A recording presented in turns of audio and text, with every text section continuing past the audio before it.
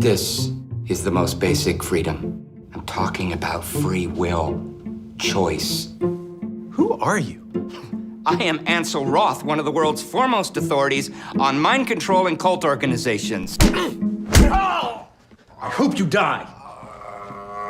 And I hope I broke one of your ribs. I think we say that it was a mustache that led me to Riley. I was doing a film in New Mexico with the producers of Faults, who had also produced The Guest, which was what I was shooting then. And I showed up on the first day of set with a mustache for the character. And I arrived there. They didn't know I was coming with one. And I arrived there, and they took a picture off of the monitor of me with the mustache and texted it to Riley with one word, Ansel, ? And Ansel's the name of the character. And I said yes. And yes.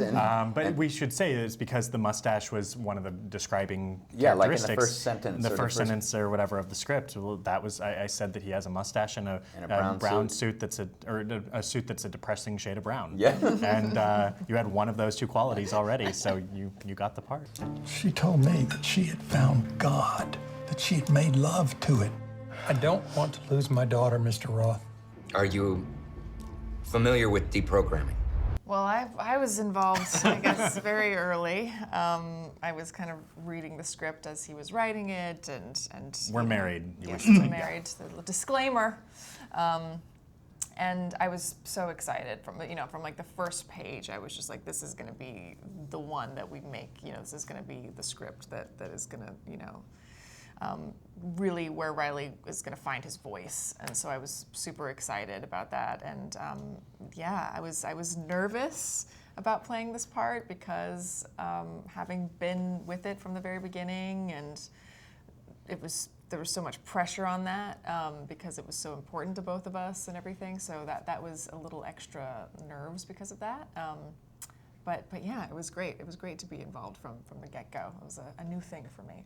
We talk about references, like we talked about films like Dogtooth and Punch Drunk Love and Fargo, and we are our own tone. We have a very a very distinct tone throughout the film, but I think everyone kind of helped create that tone. The script is one thing, and we talked about everything, but the reason it has the tone that it does is because of the way that Leland plays Ansel, and it's the way that Mary plays Claire, and so everyone kind of adds to it. It's not just something that I had final say on. I'm not lost. I found myself, and I choose to live my life the way I live because God wills it. I am here because I want to learn. I want you to tell me about yourself. Where are my parents? That is not important. This is just you and me. What's going on inside your head right now? I'm thinking about how I want to rip your tongue out of your throat so you'll shut up. It was a challenge for sure, and it was a scary process for me because when I read the part, I did say to him, I was like, "Are you sure you want me to do this? Because I just don't know that I'm the right person for this role." I sort of thought that it needed to be somebody who was inherently kind of odd or something, to throw the audience off, or I don't know what I thought it needed to be, but I just was worried that I wouldn't have all the layers required for this person.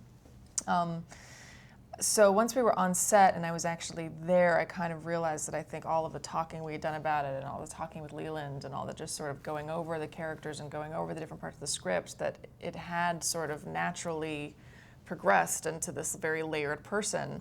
And then I was able to kind of let go of it and just sort of have fun and toy with the whole situation and really revel in it and enjoy it. And that's when it all kind of started to take shape, and I started to feel like it was really clicking. I would say that the movie is almost exactly how I pictured it kind of turning out. I didn't plan any shots ahead of time, I had a shot list, but I didn't storyboard or anything. So that was kind of surprising sometimes in a good way to see, this shot turned out better than I think I would have thought it could have. And a lot of that credit goes to our cinematographer and his crew. But I think the scene at the end of the movie, there's a very long, 10-page scene, and it takes place in the bathroom, and it's just those two in there acting.